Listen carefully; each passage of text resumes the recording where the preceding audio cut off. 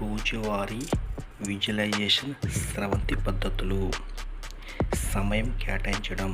ప్రతిరోజు కనీసం 5-10 నిమిషాలు ప్రత్యేకంగా కేటాయించి ప్రశాంతమైన ఒత్తిడిని లేని చోట కూర్చోవాలి. లోతుగా శ్వాస తీసుకోవడం. మొదట కొన్ని నిమిషాలు లోతైన శ్వాసలతో మెదడును, శరీరాన్ని రిలాక్స్ చేసుకోవాలి.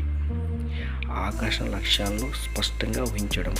మీరు సాధించాలనుకునే లక్ష్యాన్ని లేదా కోరికను మనసులో ఊహించి దాని వివరాలను సజీవంగా అన్ని అంశాలతో కలుసుకుని ఊహించాలి.